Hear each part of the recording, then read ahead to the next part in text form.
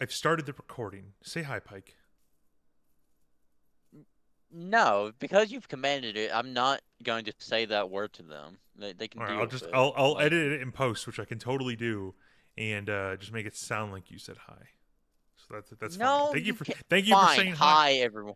See, I didn't even need to edit it in post. It'll be really easy to do. I'll just cut that segment where you say hi and put it at the start. Oh my God, he's just the worst people. Huh. And this is what I get for trying to negotiate better pay with you, huh? You just tormenting me more. Yes. Uh, I specifically only pay you in tiny little like those little plastic like umbrellas you can get in certain drinks. That's what I pay you with. How the fuck did I end up in this contract again? Uh, Again, the implication being that I'm sorry. That was funnier than I think it is. It's just, my mind is now going to like, oh no, I keep getting the stupid terms with the dumb plastic umbrella things. God, I hate this. I'm so bad at I'm just negotiating. I'm I'm just cosplaying verbally as Rom. That's how it is. That's true. That's true. All right, I mean, like we can, we might as well get into talking about it. Sanctuary was really bad and it killed us for a while. I visited Japan Uh-huh. to say hi to Pike. We watched a ton of Uh DS9 while in Japan. yeah, we did actually. I, We just for I no reason. what what is wrong with us? That our idea of like, yeah, vacation, like, oh, in Tokyo, in Kyoto. What was our most memorable thing? I kind of just hang around the hotel watching DS9. It really just is more of a testament to how much of losers we are, but also how good of friends we are. Despite that, uh, man, we watched this episode like a while now ago at this point, so it took me a minute to remember. You were calling it Rivals, and then when I figured out what episode it was, I was like, "Oh, the dumb magical ball episode. Yeah, this one." The gambling ball episode. Um, Gambling. I don't actually have like proper notes on this episode because again, I was in Japan. I didn't have my computer with me at the time. But also, like, I don't remember like what we gave this episode. We'll talk about it, but I distinctly remember this episode not being bad, just being kind of mid at best, and also Yeah. like there's one element of it that it's a permeating problem throughout like all of Star Trek when it comes to the nature of like the technology they discover, and it's like, well, are we gonna incorporate this going forward? This is like a magical wonder technology, and then we're like, no, we're never gonna touch this again, and it's like, oh, it feels like you should, but all right. Yeah.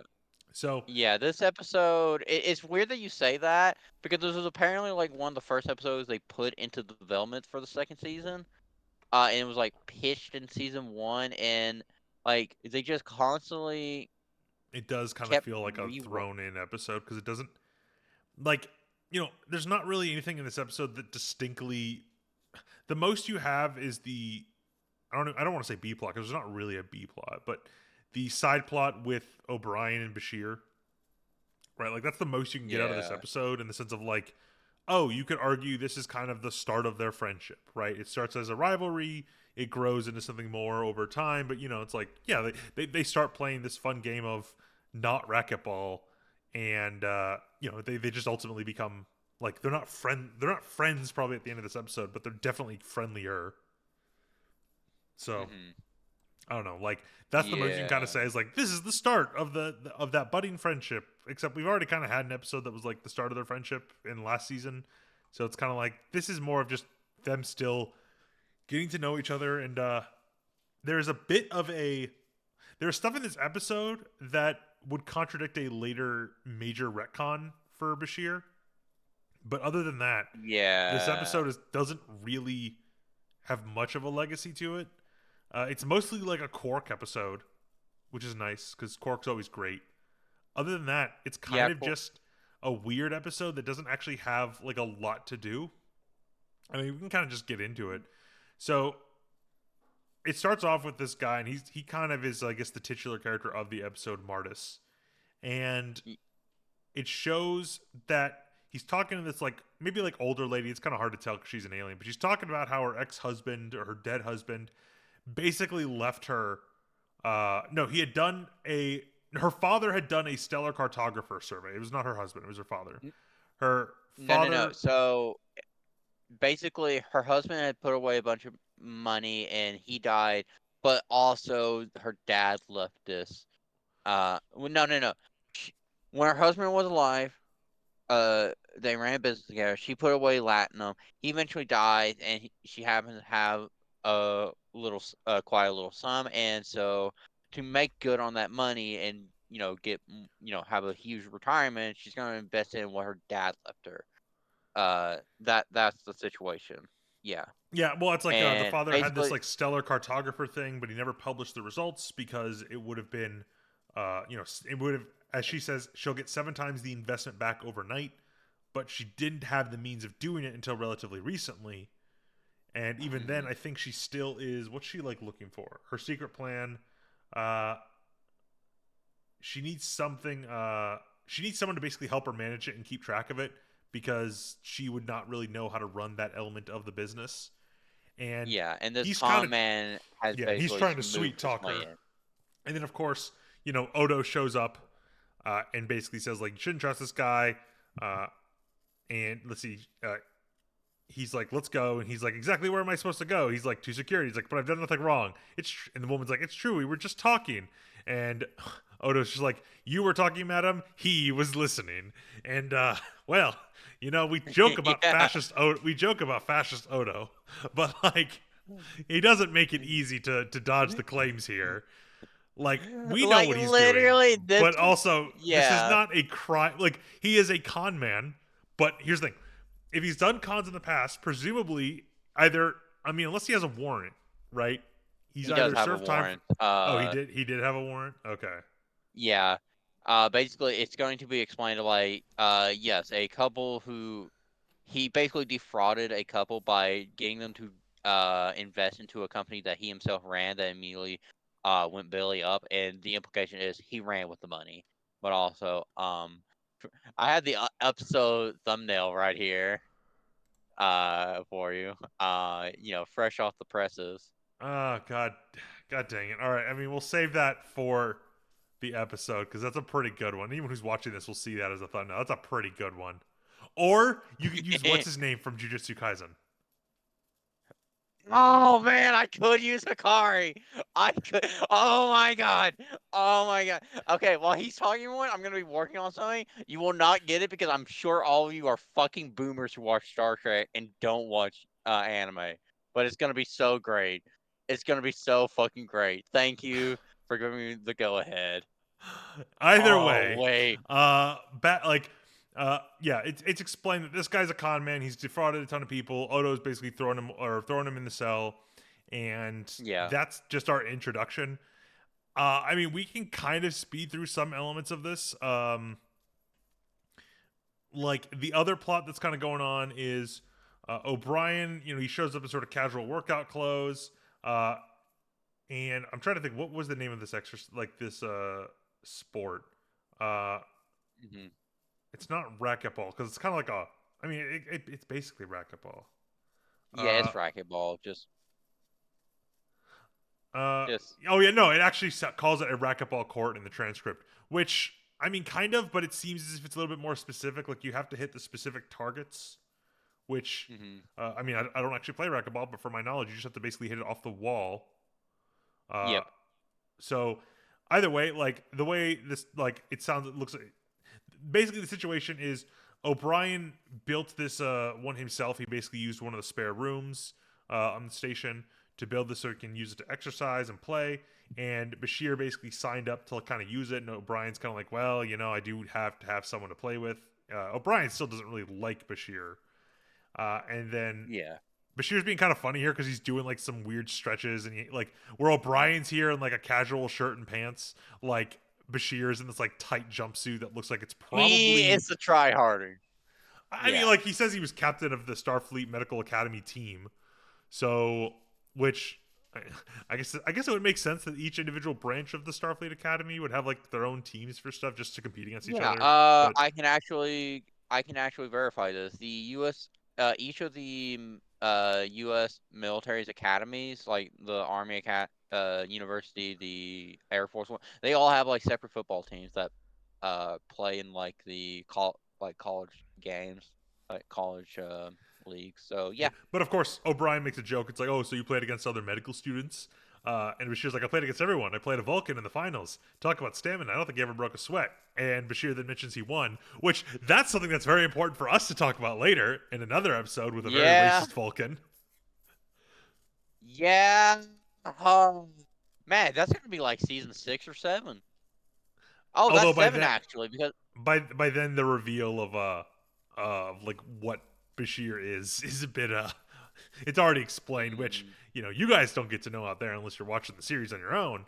But yeah, it's funny that that's mentioned because that would probably be a big deal if a human beat a Vulcan.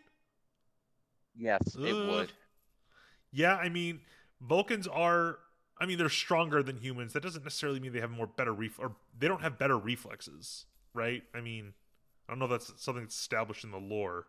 They're stronger, which would obviously be beneficial because they probably have more endurance and obviously there probably some benefit to their mental training that helps them with sports such as this where you have to focus on multiple like things at the same time and that's probably all Hmm. helpful. But yeah, Bashir showing off beating a Vulcan, probably not what he should be doing. Yeah, yeah. Either way, So I'll go on. from a certain later episode that we were just mentioning, yeah, they are 3 times stronger than humans and have considerably faster reflexes. Oh, okay. Um, yeah. Now that hasn't been established yet in the series. It comes up in that Uh, episode we're talking about with the race vote, but still, just like yeah. Um, Again, I'm kind of wondering how much but those reflexes might be because of their mental training slash increased physical prowess rather than like just innate faster reflexes. Because like, cats have like faster reflexes than humans, right? That's just an element of biology. But I'm just wondering how much is that for them. I don't know. Not really something to get talking about, but basically, O'Brien is kind of like getting kind of pissy with Bashir. Bashir's doing his little silly stretches, and then when they play, Bashir's kicking his ass, and yeah, O'Brien like looks pissed because he's losing. Bashir is kind of like, "Oh, I'm sorry, I got a point." Like, Bashir's genuinely just trying to be friendly and nice, right? He's like, "Yeah, let's play some racquetball," and O'Brien's getting like competitive and jealous and stuff like that. And this kind of yeah, ties to a. I mean, again, we can kind of speed through some of this. It does tie to an element of the later plot. O'Brien's kind of pissed because basically he's having to acknowledge that he's getting older, which is kind of just yeah, a small element here, right? Like Bashir's the young guy who's showed up and he's young, he's fit, he's able to do all this stuff, and O'Brien's like, man, when like 10 years ago I was able to do that. So I mean, that's like a small element of the story, but yeah, it's See, there. no, no, no. See, the real issue is Bashir is reminding him of Riker, and the theory with Riker and Keiko. You know. I hate Riker, so I don't want to accept any of this. Um, No. I know the joke. I know the joke. Anyway, let's see. Uh, So then we get back to the con man Martis inside his cell, and he sees like what's clearly like a homeless man sleeping there, and like obviously it's a weird alien guy, but he's creepy looking, and he's playing with this ball, and he's like, I used to be like you, and then I had youth, vigor, fame, wealth beyond measure, and then I gambled it all away. Uh, and then he pulls out this like purple sphere with flashing lights, which legitimately, this is like a kid's toy. Like mhm. that's like the joke a lot of fans say about this, which is like, yeah, it's a little purple ball, and he hits it, the lights flash, a little tune plays, and then like it stops, and Martis is like, "Did you win?" And Koss is like, "Of course not." Uh, so he basically like loses everything. Like the line's weird because then Martis is like, "You gambled everything you had," and I'm like, "How do you gamble on this toy? Like it's a device you own, right? Like if you had to put like a strip of latinum in there to use it or something, right? It's like." Yeah. Okay, like where's the latinum go? Like it's your device. Can't you open it to get the latinum? Like how does that work? But Everyone gets really fixated on this thing, and like I agree. It's just like, well, what is? we could talk about it in a second, but it's just a matter of like how the lines here, the dialogue here is very confusing because for some reason Marta sees this thing and he immediately assumes it's a gambling device with no context, right? So it's Yeah. like, why did you assume it's a gambling device and not some sort of like tool or entertainment device, right? The second is Hmm. like it makes a noise, which we don't ever see any details on it. It just seems like you hit a button, it plays a tune. The tune like starts off the same way, but depending on like if it ends in like a high note or a low note, is if you win or lost. You. So it's like Yeah. we don't see them do anything. It's not like a slot, right, where you see like numbers pop up. Nothing like that happens. We don't see. Hmm. It's just this noise that we see. And the guy's like, I traded everything away. I was like, every trade deal I struck was a disaster. Every alliance I formed fell apart. Uh, let's see. And then he keeps playing the device, and this time he's like, I won. And Mark's like, that's nice. And then this And guy, yeah, and then this guy drop dead. dies, and he looks happy, and it's like, Yeah, he's wait, free. hold on. And then this is the funny part. Martis takes the device. Like, Yeah. it's like, okay, you meet a guy and he's playing with this weird toy. It's like, yeah, I lost my whole life because of this device. And you're like, okay, that's a bit weird. Like, I mean, it looks like a weird toy, but like, okay, maybe you're just a weird, insane guy in the holding cell. And then he finally says, I finally won, yay! And then he like falls over Drop dead. It's like, dead. I don't think I want to win this. Yeah. like, like This is like, nope. I nothing don't want about to be this near this. device looks appealing. It's literally just like, yes, the device that either makes you lose everything or you die. That's what it appears to him. Um, Yeah. so anyway, he takes the It's device so and he's like, stupid. "You got a dead prisoner in here," and then it moves from that scene to that scene where O'Brien's talking to his wife, and he's kind of pissed that he didn't win, and he's kind of getting older. Keiko's kind of the one he points out. He's you're not a kid anymore. There's nothing to be ashamed of if you're just slowing down. And he's like molasses in winter, and she's like, "You're taking this way too seriously." And he's like, "No, I'm out of shape. That's all. I'm gonna get back in shape, and then I'm gonna beat him." So that's that scene. Um, and then what's it called? Then it cuts to Dax and Bashir, and Bashir's like, it's like I legitimately thought he was gonna have a heart attack. I thought he was gonna die. I kept trying to like get out of the situation, but he wouldn't let me leave. He kept saying one more round. So you No. know, Yeah. it's just Yeah. let's see. It's He's like, then it's like my racket finally broke, but he made me stay there while he replicated another one.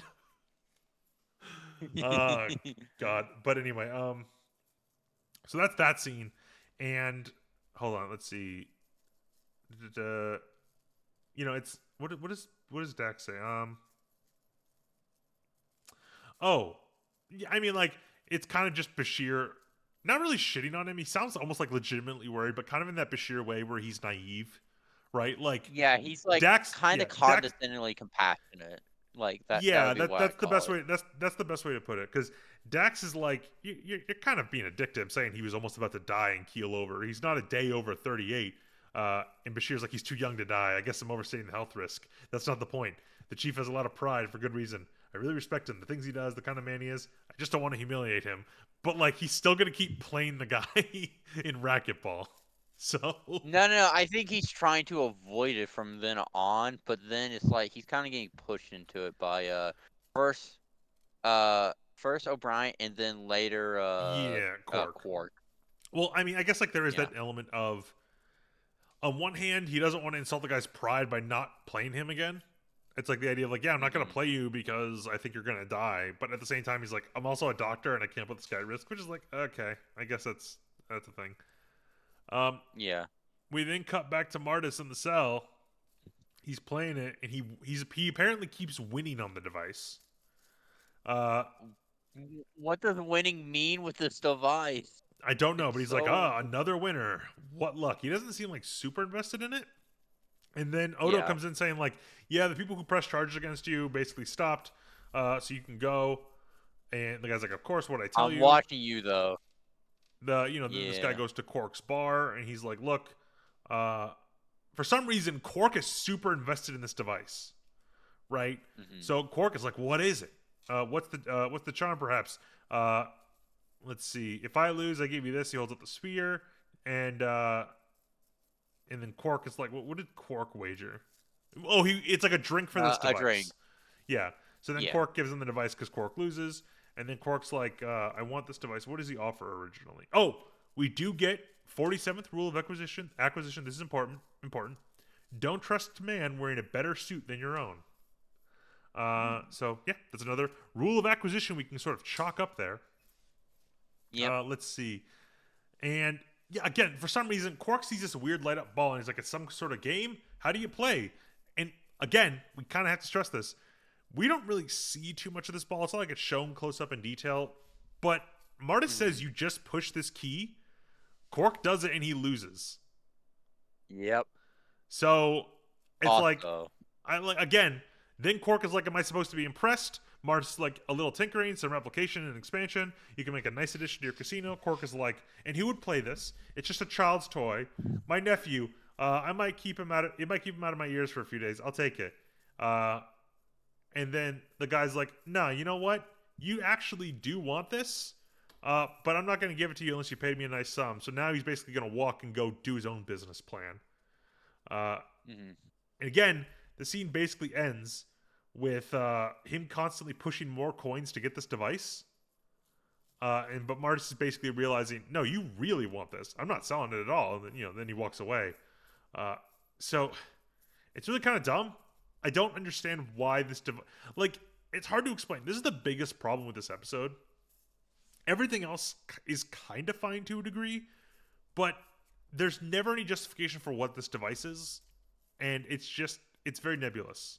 It's not really explaining Yeah. anything. We've already kind of gotten a taste of what it actually is doing, but like we'll expand upon that a Many. little bit more in the bit. But it's more in the sense of like there's no explicable reason why people are obsessed with this. It's like what was it? Did you ever watch Doctor Who? Yeah. Okay, so I did. I think it was the Matt Smith Doctor. I can't remember what it was about. There's this episode that basically takes place over the course of like a year. And it's the Mm. Doctor basically jumping forward multiple months every time as he hangs out with like Amy Pond and Rory.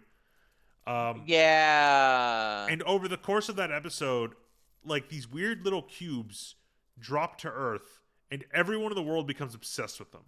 Like they're these like multi-tool, universal tool things. They're fun. They're enjoyable. Everyone loves them.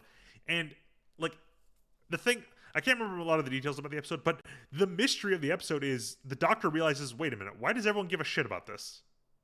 Right? Like there's Yeah. some effect the object has that is making people compelled to hold it. And it's like, okay, that's fine.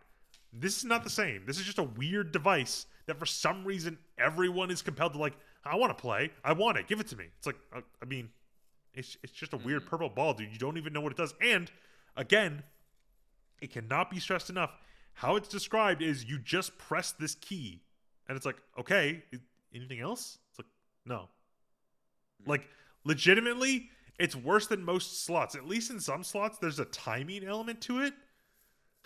Mhm. I mean, it's still random, but some slots will have it to be like you can hit a button to stop the spinning for certain like sections and stuff like that. So it's like, yeah, like at least there's like question of skill, right? Like Mhm. here, it's like, no, this is literally a free slot machine thing that you just play and sometimes win and sometimes lose. Yeah, it's literally just flip a coin. It's just flip a coin. Like, Yeah, I mean, we know it but has an also, effect. We'll talk about that later, but basically, what happens after this is Martis opens up his own sort of casino bar thing across the promenade. Uh, and yeah, he starts this like, and he basically just has a bunch of large versions of that device that he replicated, and that's it. Mhm. And everyone's like super obsessed with it. We get more of the Bashir O'Brien like racquetball stuff, uh, and O'Brien basically realizes that like Bashir is throwing the matches intentionally. He gets pissed. Uh, he shouts at him like, you either I don't need your charity. Next time you either play your best game or you don't play at all, and he like walks away. Let's see here. Yeah. I'm trying to Also, before we think. move on, I sent you the updated I've option seen for the it. sum. I've seen it. I will make that the thumbnail. Ah, Yay! fucking weeb. Um, Yay! We've satisfied. but Woo. yeah, so this guy is like the a shop across the promenade, and Quark's pissed because everyone's going there instead of at his bar slash casino, and like he's like, I have an exclusive contract. I want him arrested. And Odo's like, what are you talking about? And Quark's like, Martis, the listener. He's like, See, look, he's running a legitimate business. It's like, that's not a crime. Uh, although Oda probably doesn't give a shit. Let's see. Oh, I mean, we have the brief, like, showing of Cisco. Uh, oh, hold on, where is it? I kind of missed it. Like, Cisco really doesn't care about like Quark's problems, even though Quark is like, I have the sole contract here, give it to me. And Cisco's like, listen, a few bribes to the Cardassians when they ran this place does not constitute a contract, not in the eyes of the Federation. Let's see. Oh, Quark's. This is a funny callback. Quark's like, you owe me. You begged me to stay here when you first came aboard, and I did against my better judgment. And Cisco's like, I didn't beg. I blackmailed you. And don't pretend it hasn't Yeah. paid off for you either. Which, I mean, we joked that there was there was obviously the obvious implication of blackmail, but it wasn't like stated outright that that's what he was doing. He's like, yeah, you can leave, but I have your nephew in custody and I'm not letting him go. So you can either leave or you can stay and make sure he's safe. Wink, wink, nudge, nudge. I need you to fucking stay here. Uh, but yeah, Yeah. so Cisco basically just being like, yeah, I black. Which I'm not gonna lie, probably not a good idea to say to the Ferengi. Hmm. You know, Your Honor, I had like a recording of a Starfleet officer saying he blackmailed me, a private citizen, not even of the Federation, of a foreign empire. I mean, Whoa, whoa, whoa, whoa, whoa, whoa, whoa, whoa, whoa, whoa. Wait, do they ever call themselves the Ferengi Empire? I'm I pretty don't sure think they're they can called the say Ferengi Empire. Empire. Ferengi Pretty sure. Empire. I'm just Oh, I'm no, it's sorry. You're right. Ferengi Ferengi Alliance. Alliance. They No, would you're right. never engage in destructive imperial practices that would prove quite lucrative to them at the expense of the local people. That is simply not within the rules of acquisition, sir. How dare you defame them? I could They have would. sworn there was some calling of it of the Ferengi Empire. Maybe I've just done that accidentally for so long and I was never corrected. Shit. Okay. I'm dumb. They might have said like financial empire and such, and then it conflated because I know they've like called it like I'm looking at in Memory Alpha right now. I don't see any commentary on that. So that actually is probably well just no me no being stupid. well no I meant like oh when they're talking about individual businesses and such with or like individual people within the alliance, it's like yeah they had like a financial empire on this like this sort of like field within it, right? And it's not like an actual like quote unquote empire politically, but it's a financial like it's basically a monopoly. You have to go through them, right? No, That's no, I I mean, we don't need to get into the nitty gritty of that to a degree. Uh, I legitimately thought it was called the Ferengi Empire for some reason. I think I might have been just thinking Cardassian. Wait, what's the Cardassian called? uh, Cardassian empire, I'm pretty sure, or Is it an empire? No, it's the Cardassian Union. Union. I'm stupid. Oh, it's referred to as both the Cardassian Union and the Cardassian Empire. Okay. So Yes. Okay. yeah. So I'm not stupid there necessarily, but at the same time, I think that's why I had it conflated. Is I would always remember the Empire from the explanation of Cardassians, and of course, like Ferengi and Cardassians. I always like them and Bajorans are basically like the three main species of this. If you don't count humans, right? It's like Hmm. the three species that are explored are those. But anyway, so Quark's pissed. No one's helping him. Uh, and let's see. Oh yeah, Rom basically quit, and he's starting to work for Martis now because he's being paid more. Hmm. Let's see. Hold on. Oh, geez, yeah. Martis gives him a 1/4 partnership in the establishment. Yeah. It's That's like that's a pretty insane. good deal. Yeah, that's a pretty I good mean, I get. deal. Well, he might need Rom's engineering assistance to run these things. So it could be that he's like, look, I really needed him, so I'm okay giving him a 1/4. And he's a con man. He'd probably screw Rom out of it. Hmm. Although Uh, I do need to point out, the place is apparently in the transcript is called Club Martis. God. I mean, it's not a great Uh, name. And then we see that Martis is like trying to scam another woman again. She's like an elderly woman. She's like, I've received word from. Oh, I think this is the same woman from the Lugata government. They've accepted my bid. Uh, they won't finalize the transaction until I commission a study on the effects of asteroid mining on inter-system navigation. All my money is committed to the bid. I can't afford the study, and I only have a week to get it done. And she basically needs 10,000 Issecs. I don't think we know what an Issec is. Let me We check it real don't. quick. Honestly, hang on. How do you spell this? I got it. ISIK. Um, it is a currency for by the Volguda government, which is exactly what it's referencing here. It's interchangeable with Latinum. Hmm. At one point, a Vulcan was caught saying an Issec for your thoughts. Uh, Hmm. From yeah, I Discovery. mean, literally, this is the only No reference one to. knew what an Ithic was or what the expression meant exactly. This is from this. I. Okay. I. What the? The reason why I thought, like, oh, maybe this is. I Oh, know, like. never mind. So I need to point out the Issik for your thoughts is from Star Trek Discovery. Yeah. So, uh, I mean, let's be fair. Star Trek Discovery, modern Star Trek is really not super well thought of in terms of canon, right? So I was like, they probably just threw that in there as a joke. Yeah. Yeah. The only other thing I can think of, like, that is something that would come after this, which is, I um, mean, this makes you more know the sense when game. you well, hold on. I want to make up.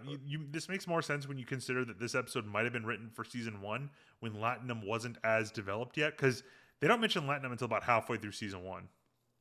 So Hmm. it could be that they basically had a script like this, and I'm not gonna lie, they might just have forgotten to take out Issex. Because like Yeah. I'm not seeing this mentioned anywhere else. I mean, again, they could have been trying to do like, oh yeah, there's a lot of other currencies that other factions and groups use that would make sense legitimately, right? It's like, yeah, all these other factions have different currencies, but then the writers are like, we don't want to deal with it, so we're just making everything Latinum. Which again, Hmm. that makes sense. Like it makes sense that Latinum would have value. It is unreplicatable, right? The nature of it Yeah. is it cannot be replicated. Therefore, I mean, I don't think it has a use other than as currency, but that allows you to basically have. I mean, I guess because it has. I mean, that basically makes it a hold of value. Like you can't just replicate more. So that's what it's used for. I guess an ISIC would also be something you can't replicate in theory unless it's a fiat currency. But Hmm. either way, uh, this woman's like, I need like 10,000 ISICs, and he's like, yeah, I can get those for you because he's obviously rolling in money right now. Yeah. Let's see. Um, oh, and then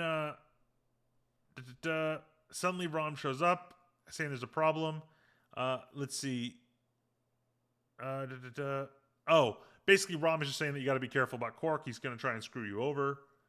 Marta's like, don't worry about Quark. I've had an astonishing run of luck lately. I'm beginning to think I can do no wrong.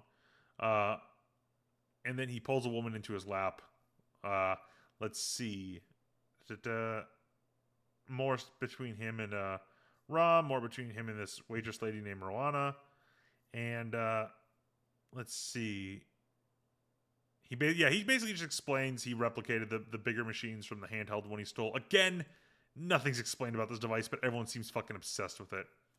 Yeah. Uh, and then I mean, we can get into the talk of what's actually happening. So like it cuts to Kira and Dax and the and Ops, and basically Dax is realizing. Let's see, she's been running the computer program for weeks. Uh, let's see. Da-da-da.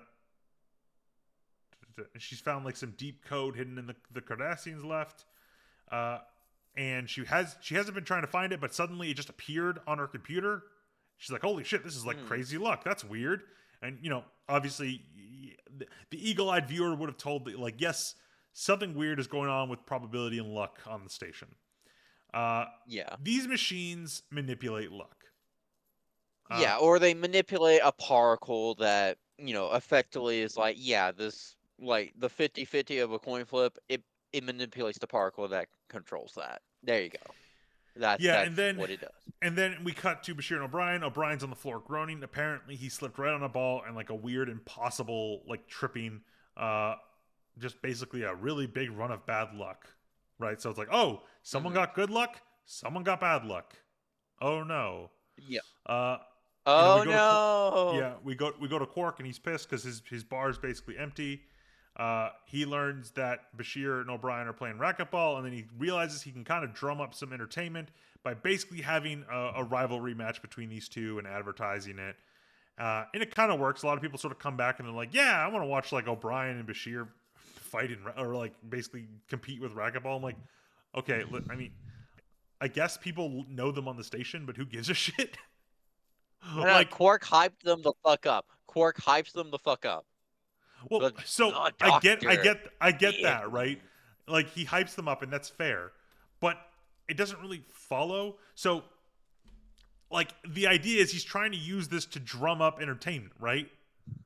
So either he Mhm. gets something that everyone already wants, and he gets like exclusive ability to show it, which is what he does, or he basically is using this situation and hyping them up to get his existing crowd to do it. Because like this is literally the equivalent of me going into like a room and being like, "Yo, who wants to see me play basketball against my other coworker?"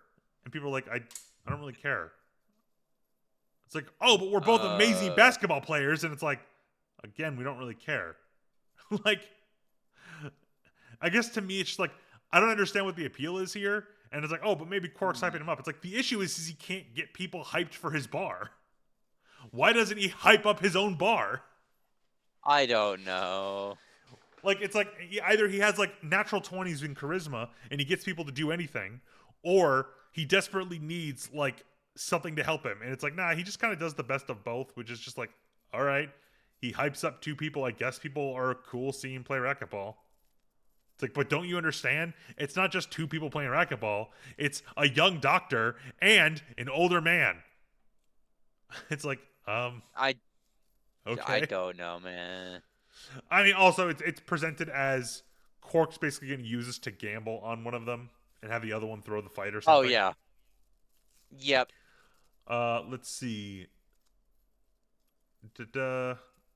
Yeah, and then Dax basically realizes she's been evaluating certain things all week, and she's realizing that people are slipping, people are falling, they're walking into turbo lift doors before they open, that kind of thing. And basically, she's determining that luck is all fucky on the station. What could this possibly mean? Uh, let's see. Hmm. I'm trying to like get to like this scene. Quark's hyping up the competition. Let's see. Then yeah, back at Club Martis. Uh, Rom is talking about how he's always had smaller lobes than the rest of the boys. They used to tease me about it. Quark was the worst. He told everyone I was adopted. um, I don't know why. It's so sad. God. But uh, let's see. Uh, da, da, da. My Oh, love. Marta starts being mean to Rom. Everyone basically starts winning these machines, which means he's losing his money, and he's pissed at Rom about it, and he's starting to be a dick to Rom. So that's basically it. Um, we get a shirtless scene of O'Brien where he's like, Oh "I can yeah. I can get more fit. I can get stronger, faster." It's like, okay, O'Brien, we really care about you and your racquetball like career. He puts on a headband. Finally. Yeah. No, hold on, They wait. She filmed a gives him a whole 80s handkerchief. montage. Yeah, that is like the best part of the episode is they have like this whole 80s montage where like Bashir's doing his like push-ups and Cork goes to him and is like, look, if you beat him, we can share the profits. Or if you throw the match, we'll share the profits. Oh, he gives he tries to drug Bashir. That's right. He gives him some drink that's like, yes, this is gonna make you better at competing. And Bashir's like, this is weird. And he does a scan of it. It's like, Check this out. yeah, it's you put like an anesthetic in here. It would knock me out for the fight. Or not the fight, the racquetball. I'm imagining it as more entertaining than it is. I'm sorry. Are you saying you don't find the thought of these two grown men trying not to just reach out and strangle each other in rage over this fucking thing? I find that hilarious. It's funny to Yeah, I me. mean, again, there's not like that much to talk about. Quark's trying to rig this match, and this is where Dax figures out. I'm gonna try and find the exact explanation for what's going on. Hold on. Mm. Where is it? Uh oh, so she has been measuring 98% of the neutronians in this room are rotating clockwise. Uh, which they basically discover this when they go to the racquetball court because O'Brien and Bashir realize that every time they hit the ball, it always goes back to O'Brien, which makes it so he Mm-hmm. starts to win. And they realize that probably like no matter where they throw it in the room, it always bounces back to him. Dax does a scan. All the neutrinos in the room are rotating the same way, which they all should be rotating different ways. Basically, like they should be random, but for some reason they're all Mm-hmm. rotating the same way. And then when they scan one of the machines, they learn that all 100% of the neutrinos inside the machines are rotating clockwise. It's the machines, the gambling machines. They're somehow altering the laws of probability all over the station. Martis explains the alien who gave me the original. He said it all came down to luck. That must be how it works, and that he made a bunch of giant versions that basically expanded their field of effect. Uh, Yeah. Also, actually, you want to know something funny about the sure. neutrino thing? It is not possible what she said. In the sense of Explain. like, so neutrinos can only exist in a specific spin state, the left-handed spin state. On the other hand, if there was a right-handed spin state, like a particle like a neutrino, it would instead be an anti-neutrino. Basically, it's simply not possible. Like theoretical physicists have pointed out, like, yeah, no, what they said doesn't make sense. Though interesting, really, in recent, like in the last decade, some European physicists have suggested, like, oh, there could be like six additional particles, and three of them would be like neutrinos with a right-hand spin state, but they've never been proven. They're simply theoretical. Got it. So the Uh, power of spin and from JoJo's Bizarre Adventure. yes, Anyway, it is spin from JoJo, Mister. I got Pike's being a I, weeb. Hmm. I gotta point out this is resolved in the worst way. Once they discover that the machines are the things that are manipulating probability, Shoot him. Cisco and Dax just shoot them. And Yeah. weirdly enough, like Marta's like, you can't blame me for this, and Cisco's like, I'd like to. Unfortunately, I don't have anything I could charge you with. Which is like, I No, mean, you can charge him.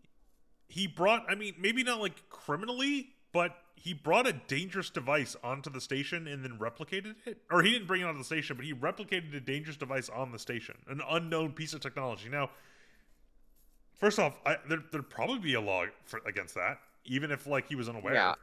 I guess like in theory Yeah. that might not be the case, right? Like it could be that he doesn't actually like yeah, he was completely unaware, therefore he's legally immune. It's like I don't know. I feel like you'd still be allowed to like arrest him at least for now. Like here's the thing: if nothing else, you would arrest him for like certain strict liability laws, which is like yeah, it doesn't matter if you intended this or not. It doesn't matter if you did something that wasn't like at fault. Strict liability generally holds some sort of principle that because someone is hurt, you have to be punished for it. Right? It's like, Yep. but I did everything right. I didn't violate the law. It's like it kind of doesn't matter. In some cases, when you hurt somebody, you're liable. I'm trying to remember. Hmm. It's been a long time since I've done anything with tort law. What was an example of like strict liability law? I believe like, uh, yeah, it ignores the mens rea of like crime. Basically, it's saying like, look, uh, it doesn't matter if you acted how you acted. Ultimately, it's just the nature of. Usually, when it involves torts, right? It's like, well, we need somebody who basically has to pay to fix this situation. I'm Hmm. trying to think. Are they giving examples here? Because this is now kind of bugging me because I can't remember. I remember learning about all this in law school, and now I can't remember a single thing about it, which is embarrassing, especially because I'm doing this live and I keep explaining it out loud, making me look like a bigger idiot. Uh, And I'm not saying anything that breaks it up, so you just sound yeah, I more and know. more It, like it, you're re- just it really rambling. just is Then me. Oh, okay. I actually do remember the law school exam. This is actually a funny story. It's now coming back to me. The law school example they always tell you is about this example where people were basically usually strict liability is applied to anything that's abnormally dangerous activities. The example they use is people using dynamite to blow up tree stumps. There was a situation in which someone blew a tree stump like, hundreds of feet in the air, and it fell on someone and crushed them. Right. And it's like, well, It's guess like what? this is It does clearly a not. dangerous thing. Well, here's the thing. That's Like, how you get rid of tree stumps is with dynamite, right? That's how a lot of people get rid of mhm, tree stumps. So it's like legally you're allowed to blow up tree stumps with this, but because someone gets hurt, you're at fault. It doesn't matter mhm, if like you're legally allowed to do this. It doesn't matter if you took precautions. What matters is you did this, and that's how this guy would be. Martis would be like punished. It's like, look, I'm sorry. It doesn't matter if you did not know what was going on, and if you didn't technically do anything illegal. Replicating an unknown device and like mass replicating an unknown device on the station that then causes harm to people, which it has, would be something you could charge mhm, someone with. Like, even if we're just going by like fake law that we interpret like Star Trek would have, that would have to exist. It's just the nature of reckless activities, right? If I go around mhm, like shooting a phaser, it's like, oh, well, is that only illegal because it's illegal to have a phaser here? It's like, no, it's an inherently risky activity. mhm. Either way, Yeah. they resolve it just by blowing the machines up, which feels like that wouldn't be how most episodes do it. They have some element of like, oh no, destroying the machines would only cause it to destabilize. We have to do something to fix this. They'd have some, crazy way to make it work. But the second the machines are destroyed, it turns out the Pythrian couple who said they were going to drop the charges have instead decided to pursue the charges again. So he is rearrested. Uh, Mhm. and then the woman he's been talking to the whole episode, it turns out she was scamming him. Yep. The whole time she was trying to get money, and then she's like, that's why she was like, I need someone to pay for the survey. It's like, yeah, she was just going to run away with the 10,000 Issex. Um, Mhm. let's see. And then, Quark kind of gets the last laugh. Quark's like, oh, you were taken in by your own victims and no one to turn to but me. I can't remember when I've been so entertained, because he basically wants to pay for bail and a ride off the station. And Quark is basically like Quark's like, all right, I'll loan you 500 Issex, and the guy's like, uh, Mhm. it's like, let's see, Martin's like 1,500 after all, I have expenses, and Quark's like 600, and Martin's like 1,200, I have my dignity. Like he basically wants a loan, and the guy's like, dignity in an empty sack is worth a sack. Rule of acquisition number 109, which is the way it's delivered is really fun too. Just because it's said so Yeah. like quickly, it's delivered pretty well. Martis is like, fine, 800, and Quark's like, go on, I'm listening. Like, so it's it's kind of a lame episode. It's not terrible, but I don't know. This It's feels like just the joke we've said is it's it a feels like a season TNG. one. It feels like a TNG episode. You have a character that's basically the main character. He has some sort of arc, and then by the end of it, he's never in the show again, right? Like Martin is like he's the main Mhm. character of the episode, right? It's kind of all about him, but we never see him again. This doesn't really develop. The most we can kind of get is from Bashir and O'Brien, and even that's kind of like flimsy. Mhm. Quark gets some nice stuff, but ultimately it's not like anything new. So yeah, I mean it's a disappointing episode, and the stupid magic ball isn't like it doesn't make sense. So So much. I mean I'm not giving this more than a C. I don't know if it's D tier because nothing is It's like a offensively bad. It's not offensively bad. It's just like it's a It's lame. TNG season one episode. It's just like Yeah, I mean, there's it's some like again funny there's moments, but there's like nothing to go like so much of this episode we either forgot or we were just kind of skipping over because it's like it's not entertaining, it's not engaging, there's nothing really to chew on, but at the same time it's like is anything like illogical? It's like no, Rom and Quark acting character, Martis makes decisions that seem to make sense at the time. Really it's like the thing that happens is he has a run of good luck. He gets his hmm he gets everything working out for him, in part because of these machines, presumably. And then when the machines stop working and start giving him bad luck, now it's like, oh, like everything goes wrong for him. So, you're kind of left with the idea that this machine is not a Pandora's box, but like a monkey's paw sort of thing.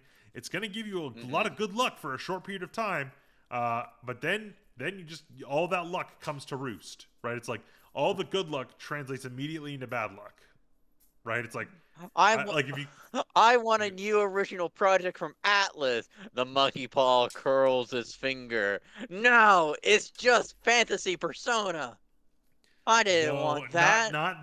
not like it's not exactly like a monkey's paw again, because a monkey's paw would just be not giving you what you wanted in a sense. It gives you like Hmm.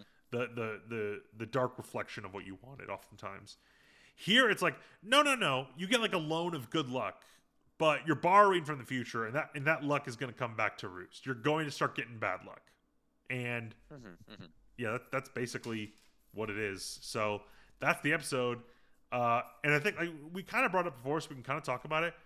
It does create an issue narrative wise in Star Trek where it's like, okay, you now have a device that you can scientifically measure how it manipulates probability. Now, it's not a great device to use because it has bad luck built into it. But if you could make this and make it work, why not? Hmm. Right? It's like, and then of course, like the other thought I had is like, all right, what if you had like, you go up to like one of your soldiers in a war, right? All right, we're going to give you this device. It's going to give you insane godly luck. And then it's going to give you bad luck. It's like, all right, well, it's a risk I'm willing to take if it means winning the war. Right? So for like a few days or weeks, the guy has insane luck and every mission he's on is a success. But then when he goes home, his wife's dead or something. It's like, oh, but like we won the Hmm. war. So you'd almost imagine a military is like, we are giving you all this bad luck, soldier. We're sorry. Like, Hmm. I don't know. Like again, if you could scientifically measure luck, if you could scientifically measure probability like they have, there's an element of Hmm. like, um, Dax, do you not think that this is something you'd want to report to Starfleet and be like, yeah, like turns out we can now do this without the side effect. We can now properly like rotate neutrinos and manipulate probability. And it's like, oh, so uh, what you've solved the universe. You've solved Yeah. everything. Like you only can make it so good things happen. It's like that's insane. Now they can't Hmm. do that because they ignore these devices. But it's again, it's one of those things that happens in Star Trek where it's like technology's introduced. What do we do with it? Nothing. The episode's over. It's like the technology should still exist, right? Like there's continuity, right? It's like yeah. So does Hmm. anyone want to explore the nature of this technology? Like if you give this weird ball to a scientist, are they going to study it and solve probability in the future? Like yeah, we can alter the probability of like a coin so it always flips heads or something like that. Hmm. It's like, no, we're never going to talk about this again. I'm like, I feel like you should. Either way, Yeah. But like they're you not. could have made. I mean, again, you could have made an argument of like, oh, it destabilizes neutrinos, so it makes bad luck happen more often. But like, again, it's just Yeah. it doesn't work. It's not a great No. episode. They probably should have just not done the episode. There we go. Yeah, I got nothing else to say about it. It's kind of a C minus. It's not bad, but there's nothing really good about it. It's also just kind of like Yeah. there's a few bad things about it. There's a few okay things, but it's definitely on the lower end of the scale. I don't know if I want to say D. If anything, it's a D plus, C minus. Uh, Let me mark that down somewhere in my notes. But yeah, other than that, it's just not a great episode. Would not recommend. Kind of a disappointment because while we had a bad episode last time, like you can kind of imagine that's meant to just be like a one-off bad episode. When it kind of seems like we're getting into a little bit of a batch here. If I recall, you brought up the fact that a lot of these episodes we're watching from this point on are were batched together and all filmed at the same time. I don't know if that I don't remember saying that, but like Oh, I mean, yeah. whatever. It's not a big deal, but like I remember something where it's like a few of these episodes are essentially like filmed back to back, and you're like, oh, so Hmm. this is yeah. Otherwise, other than that, uh, I am Hollowix. Pike, give your sign off that you normally do because I think we're just done with this episode. It's my birthday here soon. What? Oh. Oh yeah, it's his birthday. He's turning 10. Yep, I'm 10 again, baby. All right, everyone. It was my Have a good night. Goodbye. in exchange to the Make a Wish.